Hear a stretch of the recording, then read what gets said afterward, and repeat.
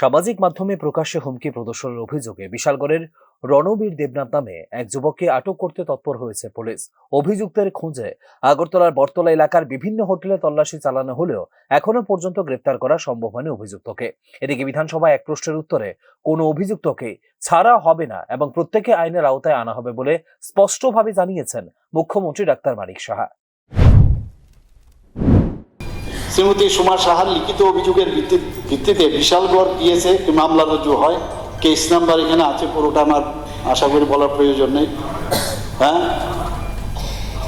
ও case number 2026 BLG024 dated 21/3/2026। Arms act আছে, এখানে সব লেখা আছে। তো মামলাটি তদন্তের জন্য SI মিঠু সাহার নিকট অর্পণ করা হয়। ঘটনার পরপরই superintendent of police Sipahijala, additional SP ও SDPO বিশালগড় ঘটনাস্থলে পরিদর্শন করেন এবং তদারকি করেন। ভবিষ্যতে কোনো অপরাধ প্রতিরোধ ঘটনাস্থল এলাকায় পুলিশ মোতায়েন করা হয়েছে।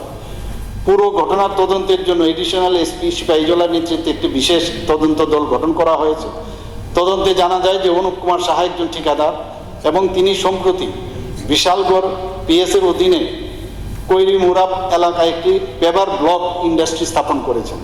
অনুপ কুমার সাহা ও তার স্ত্রী রাহুল দেবনাথ, বিশ্বজিৎ দেবনাথ, স্বয়ন সাহা, বিজয় দেবনাথ রাহুলকে শনাক্ত করেন। এছাড়াও PS রেকর্ড অনুযায়ী রণবীর দেবনাথ নিম্নলিখিত মামলাগুলির সঙ্গে জড়িত ছিল।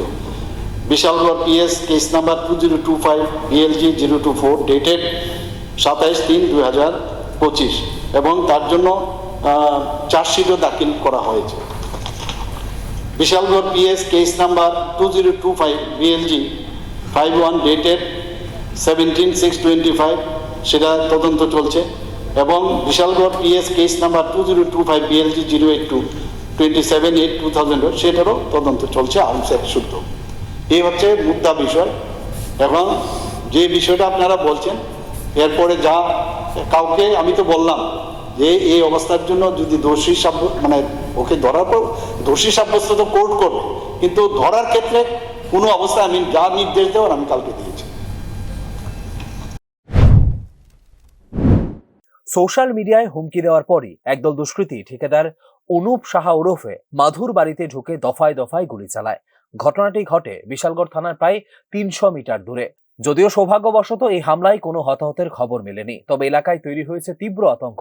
অভিযুক্তরা ফোনে প্রায় 50 লক্ষ টাকা চাঁদা দাবি করেছিল।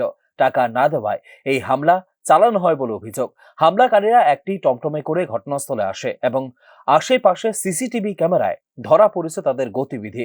অভিযুক্ত রণবীর দেবনাথ ও তার সহযোগীরা আগে থেকে একাধিক অপরাধমূলক মামলায় জড়িত এবং দীর্ঘদিন ধরেই পলাতক। অভিযুক্তকে গ্রেপ্তার করতে রাতভর অভিযান চালায় পুলিশ।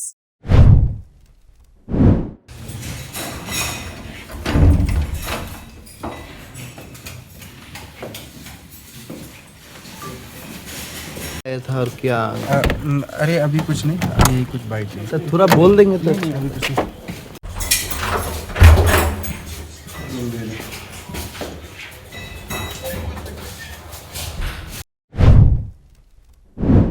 এদিকে প্রভাবশালীদের ছত্রছায়ায় দুষ্কৃতীরা আরো বেপরোয়া হয়ে উঠছে বলে বিধানসভায় অভিযোগ করে বিরোধীরা। তবে ইতিমধ্যেই ঘটনা তদন্ত শুরু হয়েছে এবং সিসিটিভি ফুটেজ খতিয়ে দেখা হচ্ছে।